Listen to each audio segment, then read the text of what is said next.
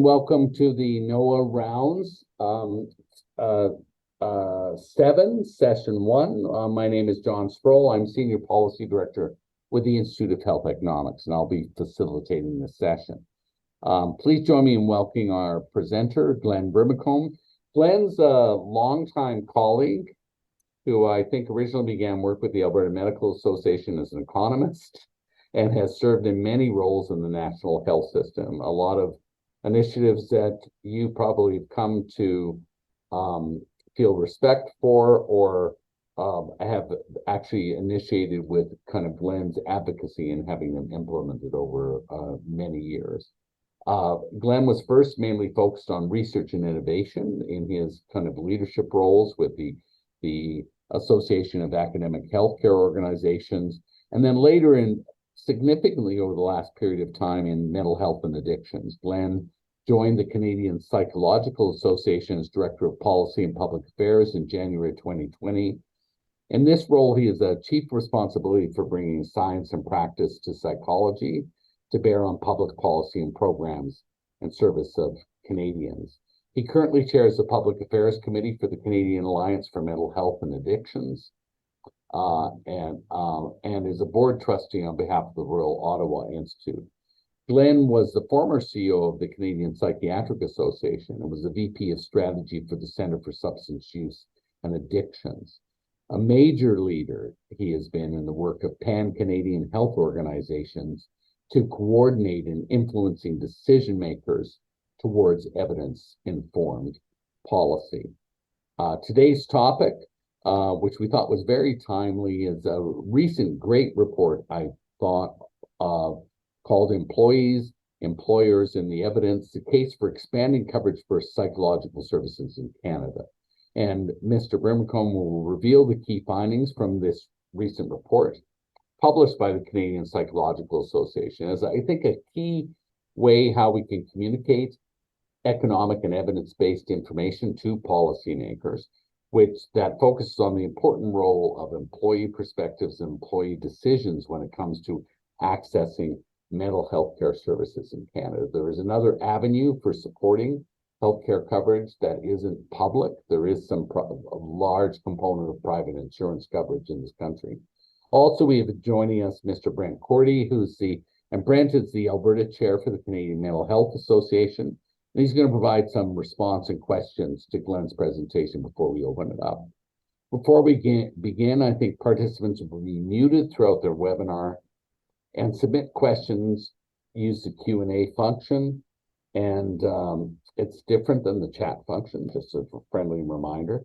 And we will try and facilitate to answer as many questions as we can. Thank you again for joining us. I'll hand it over to a good colleague and long-term friend, Glenn Brimacombe. Thank you very much, John. It's a pleasure to be with all of you this morning, this afternoon in Edmonton, and perhaps other parts of the country, I'm not sure. First, I'll just apologize because it's a bit dark and you can't really see me directly, but some would say I have a face for radio, so maybe that's a good thing. So what I'll do is I'll walk through a number of different slides, and we'll be able to have some discussion at the end of the presentation. I would say too, just on the basis of the way that John described different parts of my career, it might cross your mind that maybe I can't hold down a job, but that's not really the case. One of the benefits of me being able to work for physicians, for psychologists, for government, for think tanks, and for the largest, and I would say most important institutions in this country, the academic health science centers, is given me a real opportunity to see the system in a 360 point of view, which becomes absolutely critical when it comes to good, sustainable policymaking. It's not always about zero sum and winning and losing. It's about finding the sweet spot. Think of a Venn diagram in terms of overlapping circles. What you're trying to find are the sweet spot in certain policy areas where you can identify and meet the needs of a number of different constituencies and audiences so that you have lasting, sustainable, good policy in this country. Next slide, please.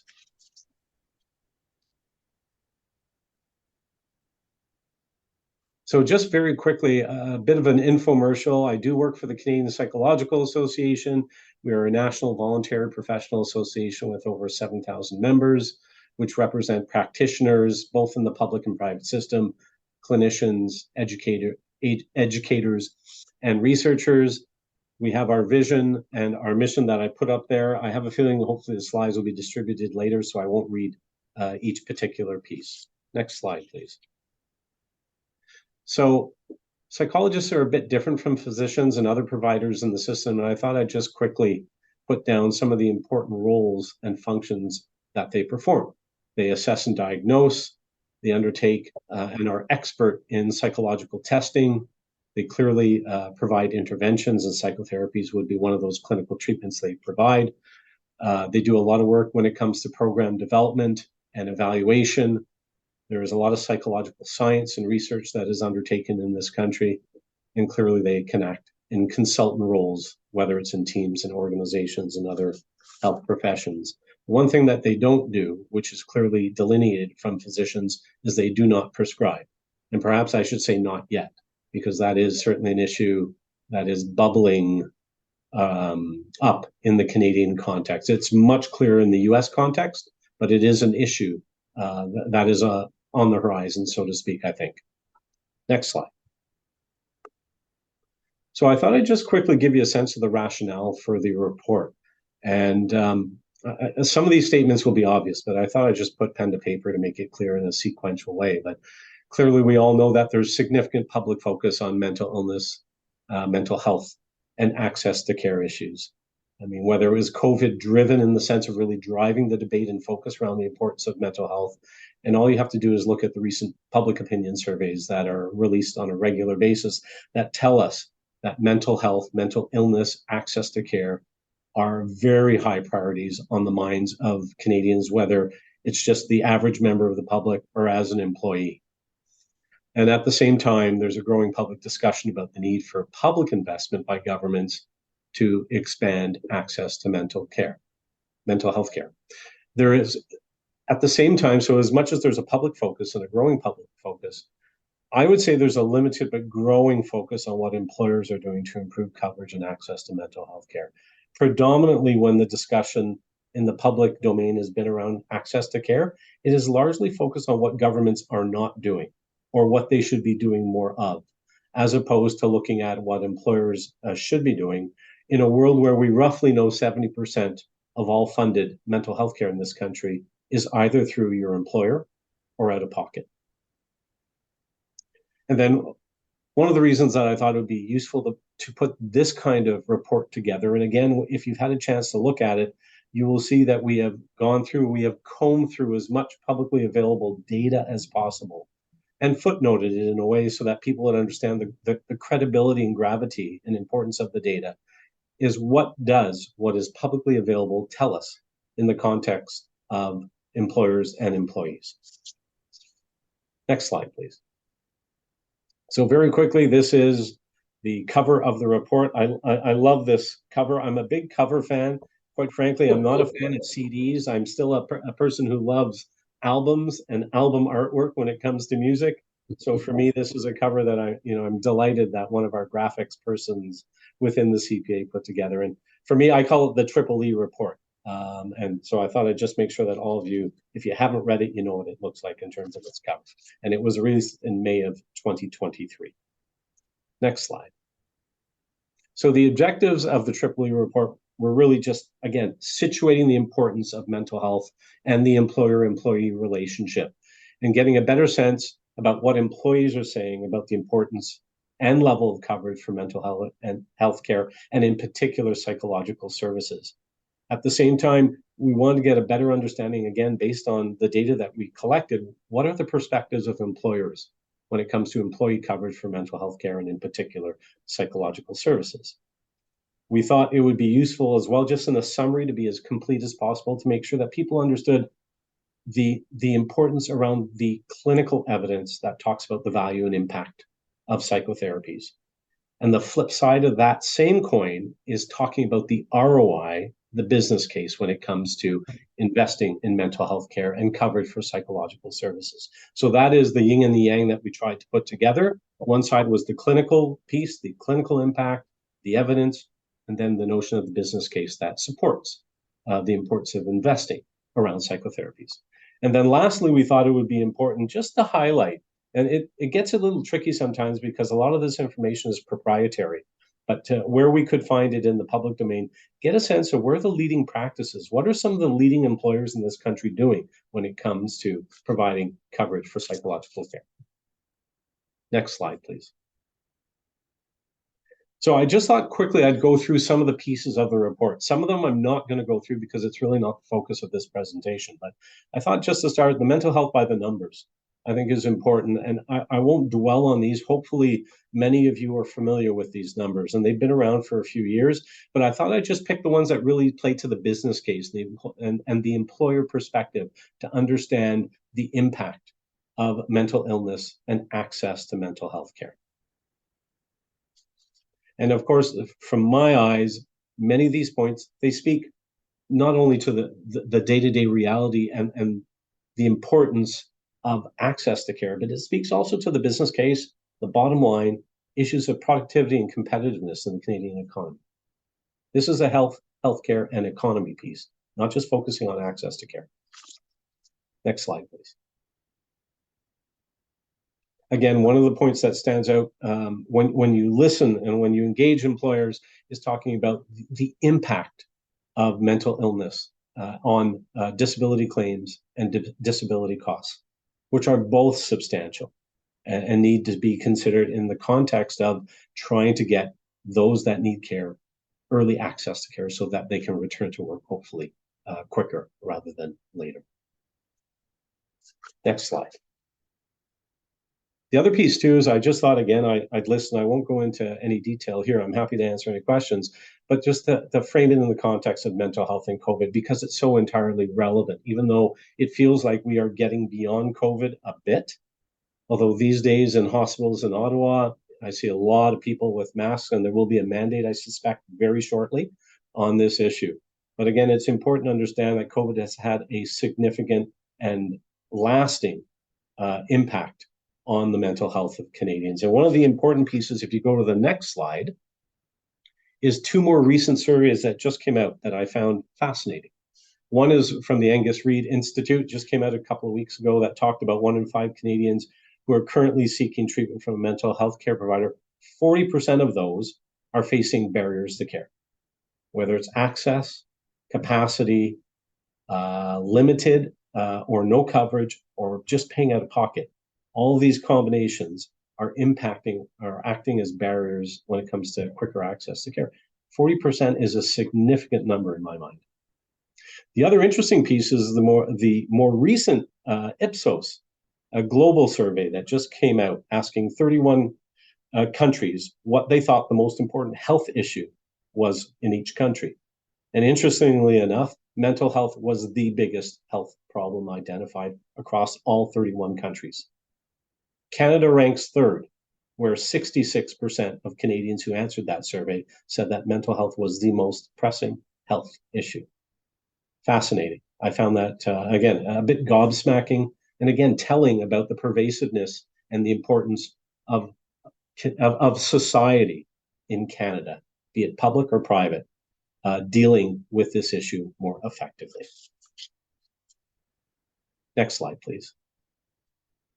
So I'll just go through some of the high-level findings that are in the report that speak to the employee's perspective. And again, this goes through a variety of different reports that have been published over the last few years that factor in where employees are in terms of how they view the value and importance of coverage by their extended health plans. And I think it's fair to say, and I just put it down in 5 quick points, that employees clearly value mental health care coverage from their employer. Younger employees place a higher value on mental health care coverage compared to their older employees. Current level of employer coverage is not adequate.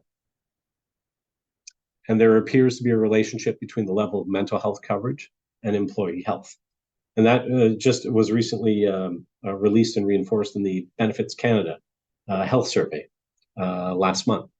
And one of the interesting things, which is growing when I look at some of the reports, but in particular the Conference Board of Canada's recent work, that coverage for mental health care services could be a factor in whether I stay or take another job. That is becoming increasingly valued as a non-pecuniary indirect benefit, but nonetheless really important in case I need it. Next slide, please. So I thought I'd do the same for the employer perspective, where employers recognize and value access to mental health care services. I don't hear anywhere in the business community or the employer-based community no one that stands against it. Everyone recognizes the importance of mental health and mental health care. That said, cost is an important consideration in looking at the breadth of employee mental health coverage. And in tough economic times, perhaps they're looking even more closely at the kinds of programs and services they can offer their employees when times and profit margins are being squeezed and economic times are becoming slightly more difficult. And in the Canadian context, might become even more difficult, knowing that there is still a call for a soft recession coming towards us. One of the important features that we found is where finances limit coverages, small to medium-sized companies are 6 times more likely not to afford premium increases. And intuitively, that might make sense, given that small and medium-sized enterprises have less financial freedom or wiggle room to look at discretionary spending in terms of investing in their employees. And then lastly, less than half of senior leaders are familiar with the return on investment for psychological services, but more than half are confident that such coverage provided good ROI.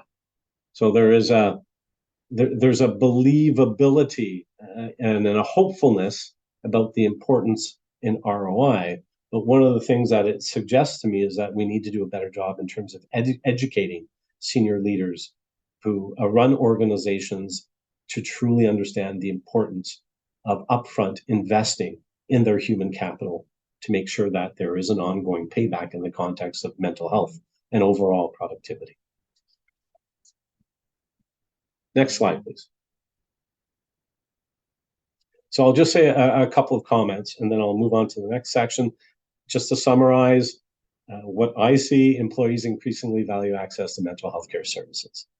One of the corollaries that I get back when I speak to insurers and employers is the question around, do employees fully understand and are they fully aware of what is available to them? So on the surveys where we get employees that are very concerned about lack of access, or perhaps that there's inadequate coverage, do they truly understand the degree to which they have access to the array of services that are being provided in their extended health benefit plan?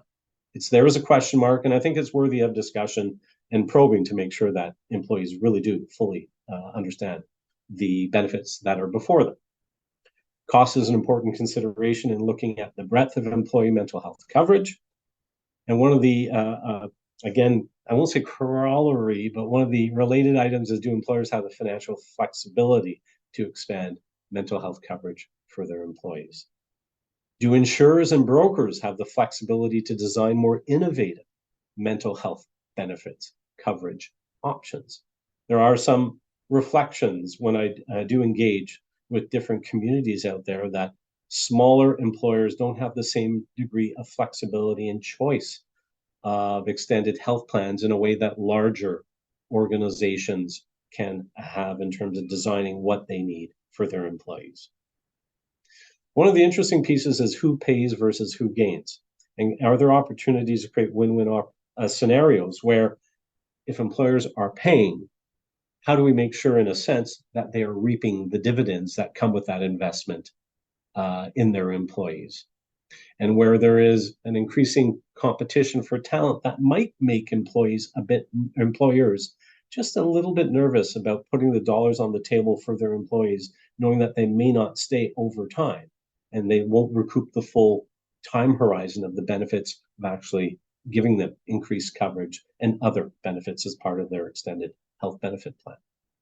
And it speaks to my last piece as well. In a global race for talent, how important are benefits?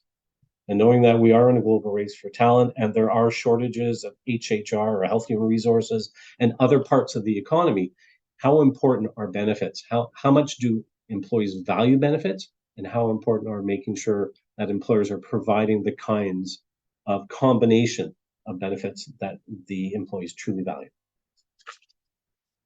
Next slide.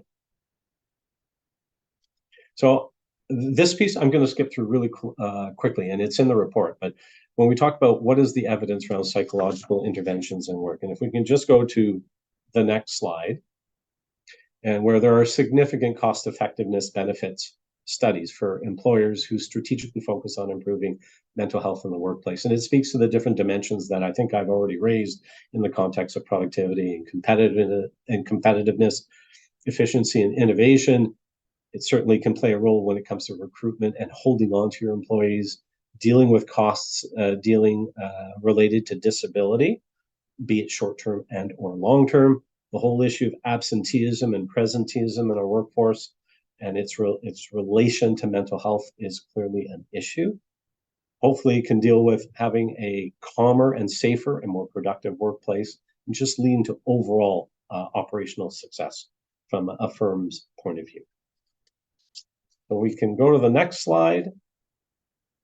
Let's skip that slide. Let's skip that slide. And we'll go to the ROI's psychological interventions. So this is kind of the meat of the presentation in the sense of one of the issues I wanted to raise and identify with what we found in the report. And when we looked at ROI, there are a number of different reports that are out there, but we thought we divided it into two categories. One was first just looking at the broader mental health system, societal impact. What were these cost benefit analyses saying in terms of for every dollar invested, what was the payback? And you'll see just looking at the different studies that are highlighted on this slide, there are different numbers in place, $1.78 for every dollar invested. For every dollar invested in mental health care yields $2 in saving to society, etc. All of which to say some important trends are being identified in the context that there are some positive productivity gains to society, that overall social welfare does improve in the context of investing in basic mental health care services. Next slide, please. And again, there are a couple of other studies here from the World Health Organization, France, and one comment from a report from Laird with regard to the improving access psychological therapies in the UK. So next slide, please. So the second piece is the workplace impact. And here there are fewer studies that we could find. But nonetheless, again, very suggestive in terms of the savings and impact and the return on investment that comes for investing in whether it's cognitive-based therapies or mental health programs and workplace health programs, which are broader in my view, as opposed to, for example, cognitive-based therapies.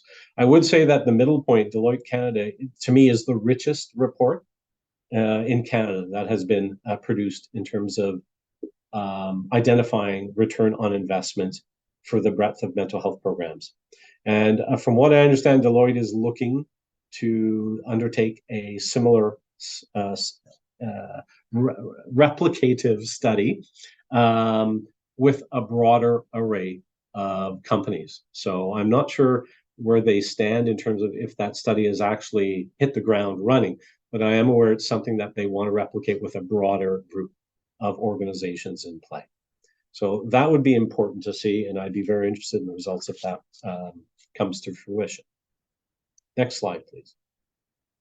So all of which to say, when looking at the numbers, and I'm an economist, and there are lies, damn lies, and statistics, and I do understand numbers can be manipulated, and that assumptions, overall modeling, and methodology matters.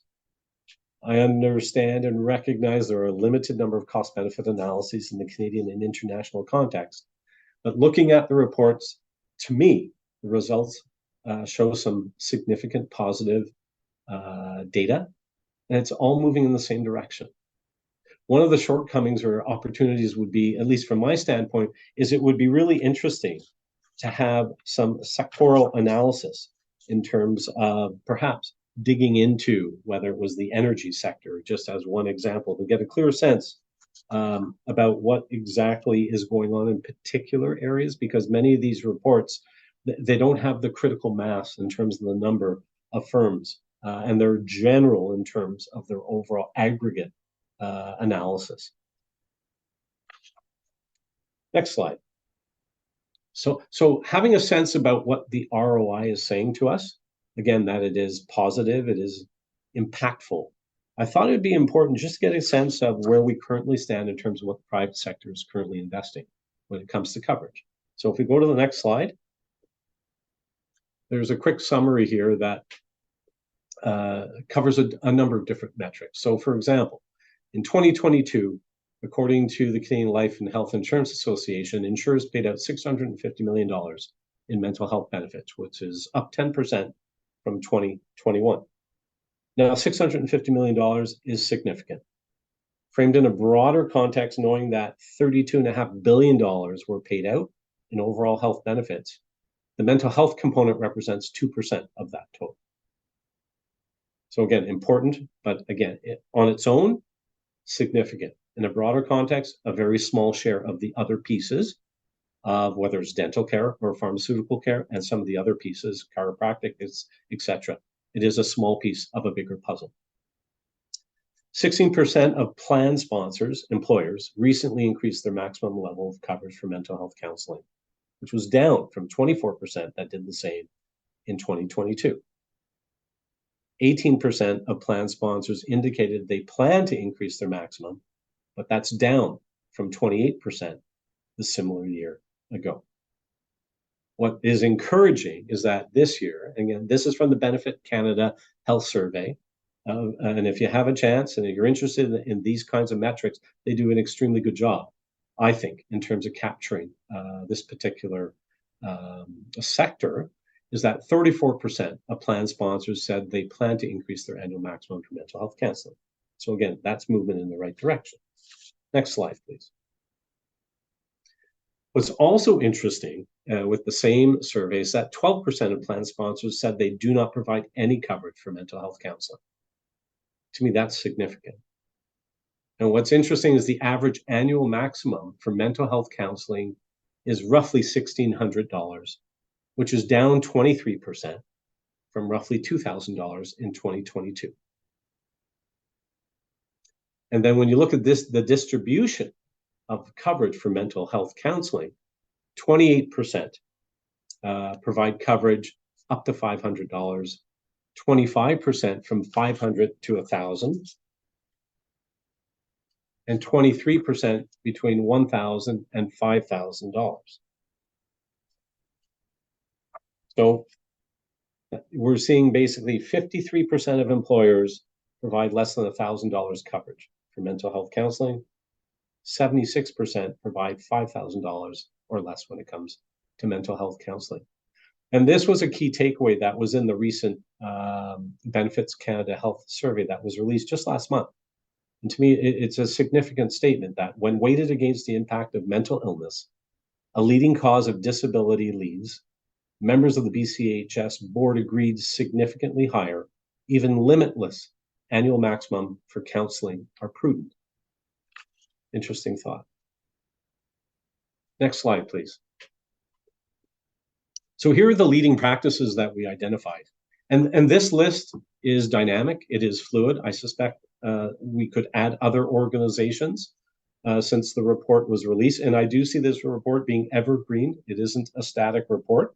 It's something that we will release a revised version of. And I can't tell you the date just yet, but it's certainly on the horizon. But here are the 15 organizations where we thought it'd be worthwhile identifying the kinds of activities and policies that they're putting in place when it comes to coverage for mental health and psychological care.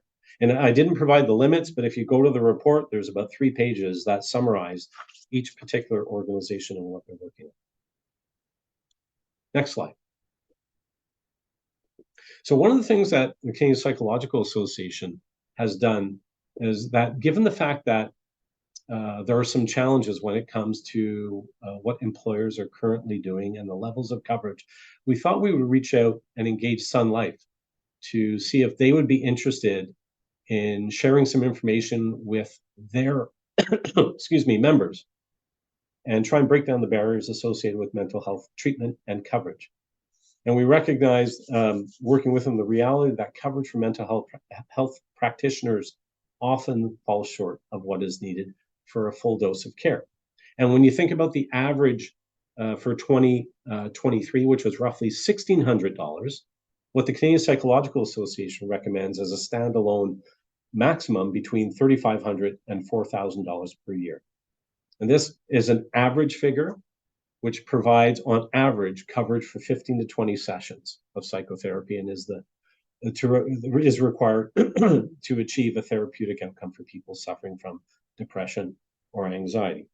So if you look at the $1,600 over a base of the midpoint of what we're recommending, the average coverage is roughly 43% of what the CPA is recommending. And it begs the question about how employees respond where there is limited amount of coverage. Do they go with the coverage and then pay out of pocket? Or do they make the determination that I can't afford it anyhow, why would I bother? Next slide, please. One of the other things that the CPA has done is when we deal with the federal government on a variety of different health policy issues, and some could be around funding, others around MAID, and some deal with the Criminal Code of Canada, we thought in this particular area, we would make the recommendation that the federal government provide eligible employers with a tax credit up to 25% to defray some of the costs of expanding employer health benefit coverage for psychological care. It's a recommendation that has been consistently in our pre-budget submission to the federal government, and it is in our submission this year, which is on our website. And we thought as well, given the fact that we're trying to find ways in which to incent employer behavior to provide expanded coverage and more effectively align tax policy with mental health care policy in this country. So that's why we have been offering this recommendation. Interestingly enough, it's in one of the reports by the Conference Board of Canada as one of their recommendations. And what we have said to the government when we have talked about this, that it might be a sliding scale, this 25%, depending on the size of the organization. In that for smaller organizations, small and medium-sized enterprises, it perhaps would make more sense to have a 25% tax credit. And for those large employers, perhaps you might want to have a sliding scale that is something less than 25%. Next slide. So just as some general comments as I'm winding up my presentation, John, is that the demand for mental health care is not going to abate anytime soon. And clearly, employees value access coverage for mental health care and psychological services. And at the same time, employers recognize and value mental health care, but data suggests they're not moving as quickly as they perhaps could be in terms of expanding coverage. One of the key questions is why? And I think that's obviously worthy of more discussion and worthy of more research in terms of engaging the private sector on this particular issue. Next slide, please. I thought I'd just mention, as much as I focus on the private sector, this issue straddles the private-public policy context. And then from when covered by private health insurance plans, coverage is often too low to provide a meaningful dose of treatment.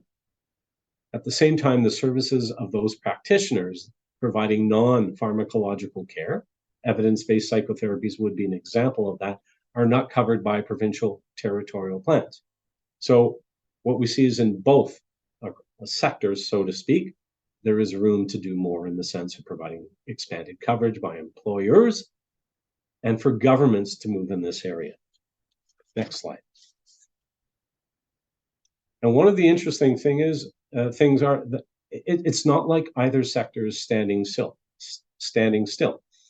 There are innovations, there are policy decisions that are being made by some employers to expand coverage. And the same thing when it comes to provincial governments. Notwithstanding the recent 10-year agreements, some of the money that's been earmarked for mental health and substance use health, there are provinces in this country that are moving. And there's 4 that I've identified in particular: Nova Scotia, Quebec, Ontario, Alberta, and BC. Sorry, that's 5. But there's some very interesting activity going on within the public system. And knowing that there is movement on both sides, the public and private sectors, it begs the question about the need for more effective dialogue between both sectors to ensure better coordination of the policy decisions around access to mental health care. So do we want to see a world where they compete more effectively, or does it make better sense to open up a dialogue, ongoing dialogue, that promotes either collaboration, that they work together more effectively, or at a minimum, they are coordinating their decisions in a way that minimize duplication of coverage and maximize overall access to care? Next slide, please. So just to conclude, and these are the observations that are in the report, that as we emerge from the COVID-19 global pandemic, Canadians will need better access to evidence-based psychotherapies, not less. Timely access to psychotherapies has both an evidence-based case and a business case with a trending ROI. Thirdly, there is significant room for most employers and governments to expand coverage to its employees' residents for evidence-based psychotherapies. Across the public and private sectors, psychologists have an essential role to play in assessing and treating people of Canada who have mental health problems. And moving forward, it will be important for the private and public sectors to establish an ongoing effective dialogue to exchange information and, where possible, coordinate policy decisions.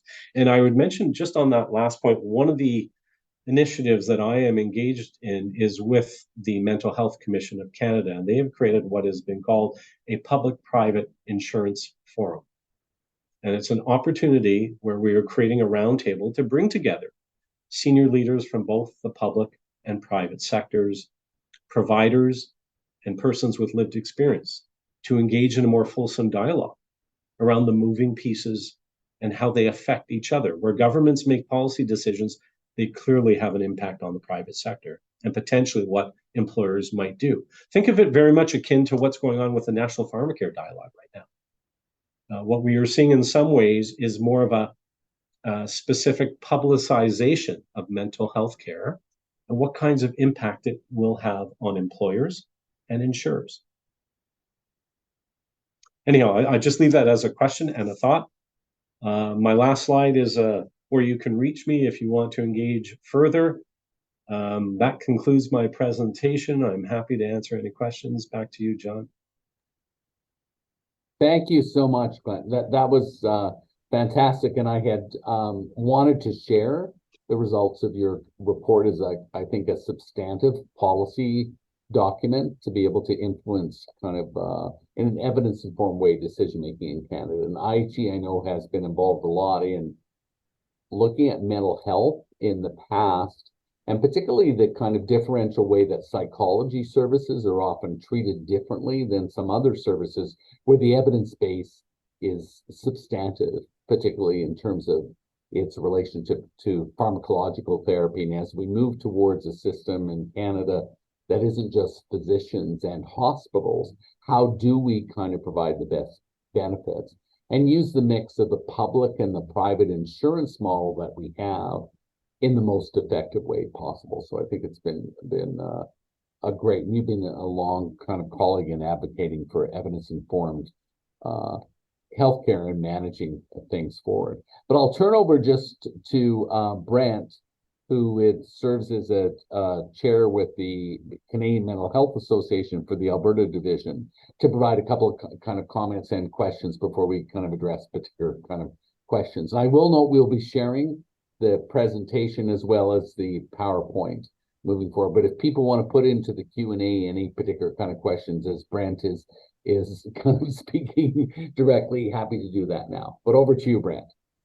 Thanks, John. And Glenn, thank you very much for your presentation and for the report. I think from a Canadian Mental Health Association, and I can speak from an Alberta division and personally as well from that perspective, I think one of the major objectives or perspectives from the Canadian Mental Health Association nationally is, that access to mental health care through a variety of ways is a human right. And that component, I think additional access to services, whether it's through, building in, as you said, like ROI components to various things, builds that business case to justify additional utilization, certainly something that CMHA is supportive of. Maybe just to kick things off, I'd be interested in what the response has been, or that you've heard from your report so far right across the country, whether it's from employers, insurers, government, that sort of thing. So generally speaking, the report has been welcome, and people have seen the value of the way in which we've tried to frame the issue. And one of the challenges here is that the report, in my view, was trying to fill a niche where there are a variety of disparate data pieces that need to be pulled together just to tell the story more compellingly. So where I've talked to either government, insurers, and employers, they've seen the value of actually bringing that piece together. One of the interesting pieces is the dynamic between employers and insurers when the report is released. I think insurers are feeling, it's employers that are making the decisions when it comes to coverage. What we do is we work with them and we try and support them. So I think that was interesting, just listening to that reaction, knowing that, they do play a significant role in helping employers think through exactly the kinds of coverage that they need for their employees. I will say the other piece is with the medical profession, it's been very interestingly and in a sense very positively received, knowing that their discussion is all around, in a sense, it's broadening, it's going around the importance of team-based primary care. So on the public side, as much as this is a private focus, their response to me in looking at it is that this is important. But we also recognize that we need some significant investments in the public system as well, to which we support and view the role of expanded scope and expanded providers within the context of integrated team-based primary care. Right. Thank you for that, because it kind of bridges into one of my other questions. And certainly we see that integrated care to a certain extent within Alberta through some of the PCNs, primary care networks and so on, where psychological services or psychiatric services, which more on the physician community side. But I'm interested in that dynamic, like given your experience working with the CMA and the CPA from the physician community side, and how that interfaces with with the psychologist community, like from as far as just a resource. And you mentioned the support, but I'd be interested in what they're feeling specifically around the expanded support or expanded funding, funding ask and ROI that's associated with that. Yeah, no, I think it is positive and it is growing. And all you need to do is look at some of the recent developments in terms of expanded funding for primary care, whether it's in BC or in Ontario, that are involving other healthcare providers. So in BC, the potential there with regard to adding psychologists into the mix is quite positive. So that particular dynamic, I see evolving. And I think the Canadian Medical Association, as an example and as a leading national health organization, has played a very positive role. So where Dr. Lafontaine, in particular, who's past president now, has been very engaged and very vocal about the need for, particularly in a world where there are a dearth of available general and family practitioners taking on new patients, that you have a diminishing pool of residents showing interest in becoming a family physician, where you have the College of Family Physicians of Canada that want to add a third year of training. In a world where demand for mental health is expanding, to me, it is very natural to look at different models and look at those that have expanded scopes and complementary scopes of practice that can support and work with family docs.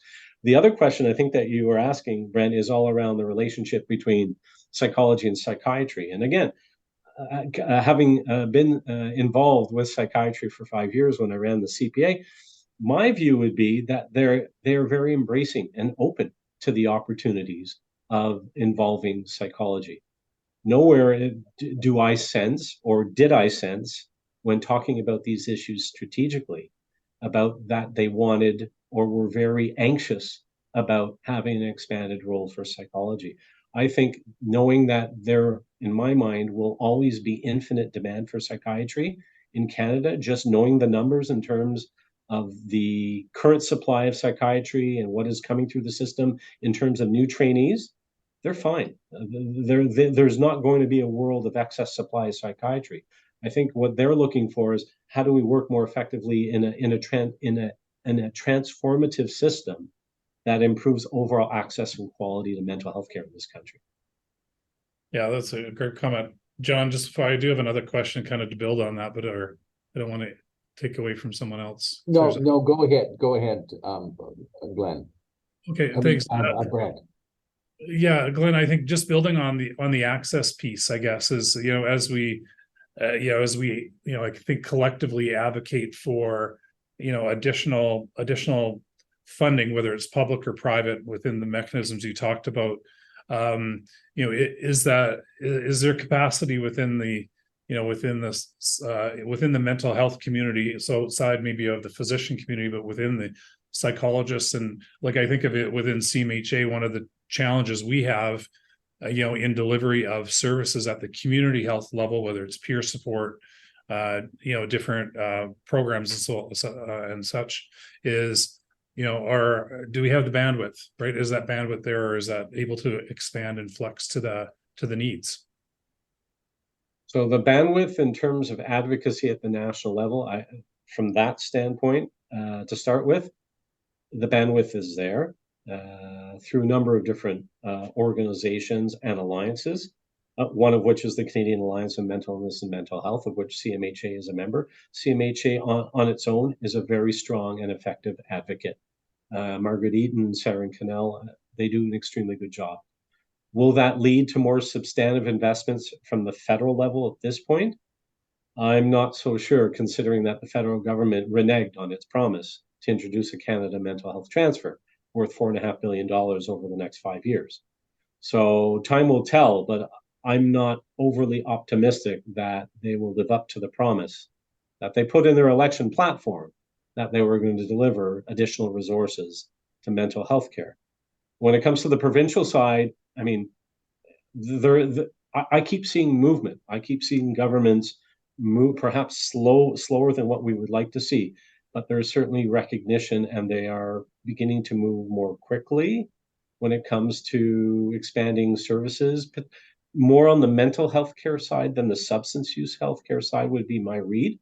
Alberta might be more of an exception in terms of the recent investments that have been announced, but there needs to be more continued advocacy across both sides. And I would say even on the employer side, there needs to be more engagement with employers so that they fully appreciate the opportunities and the returns on investment with the data that is in our report and that exists elsewhere, that upfront investments do have paybacks that improve their overall bottom line and make their employees and help their employees remain healthy. Yeah. Oh, thanks, man. Two quick questions for you. One is, because I know you work for the Center for Addictions and Substance Use. Yeah, one is around, there is a kind of a dynamic that is occurring across the country of a significant kind of political impetus towards supporting those who are dealing with the addictions crisis, which is kind of occurring across the country. And is it useful to include mental health and addictions together, or are there some issues where it kind of should be kind of dealt with somewhat separately? That's just one comment. And the other one is, are there some jurisdictions internationally from the Canadian Psychologists Association where you should say they've really got it right? Like whether it's, I don't know, Australia or or England, where they've done more expanded things, but one is, hey, I'd like you to look at this international jurisdiction as a model. And two, how do you group mental health and addictions collectively or separately from a policy perspective, if that makes sense? Yeah, the quick answer to your last question is yes, but I'll come back to that one in a second. Okay. So when it comes to the models, in terms of looking at other international experiences, the two countries that come to mind are both the Australia and the United Kingdom when it comes to access to psychological services, not only with the IAPT program in the UK, but just the way in which they've integrated psychological care into general and family practice within Australia. So those are two important pieces. And these are pieces that we have in the past engaged the federal government around in terms of thinking about creating a national psychotherapy fund or a national psychotherapy program, to which neither has really seen the light of day. But these are pieces that we have worked very closely with the federal government. And this was before the 10-year agreement. This goes back to 2017, quite frankly, when they were thinking about, and they had that dedicated fund of $5 billion over 10 years for mental health to the provinces and territories. We were trying to help them think through more audaciously what that kind of program would be. Now, given the federated model that we live within and that the provinces and territories are stewards of their own system, that hasn't come to pass. But there are lessons that we can learn in looking at those two particular systems. On the substance use mental health question, I'm inclined to put a foot in both camps. I'm a two-handed economist, I suppose. It's yes to both. There are certain instances where it makes a lot of sense, where there should be opportunities to integrate access to care, knowing that there are comorbidities for many individuals who seek care that both have a substance use disorder and a mental health issue. And then there are other pieces where perhaps they need to be disentangled. I wouldn't say independent from one another, but disentangled in terms of some of the policy solutions that are needed. So it's a tricky one because, I mean, coming from CCSA, the Canadian Centre on Substance Use and Addiction, this is something that we spent some time thinking about in the context about how we work with the Mental Health Commission of Canada and how do we more effectively find those opportunities where there is overlap and a real obvious set of projects that involve substance use and mental health that we should be working together. But again, there are other elements that are separate. And when you talk to those communities, they will tell you the same thing, that they don't always want to be subsumed or entangled with one another because there is a uniqueness to either just having a mental health issue and a substance use disorder that don't require integrated thinking, for lack of a better term. Yeah. No, and thanks very much, because I know that you've been involved for kind of a long time. And I do think actually in our career life kind of times, there has been, I know Mike Kirby had worked a lot with bringing out of the shadows. And I really do think there's been some significant work done in the last couple of decades where mental health has been something which is much more openly declared, discussed about, and has a stronger evidence base as we move forward. And there is a movement towards increased investment based on the evidence kind of managing for it.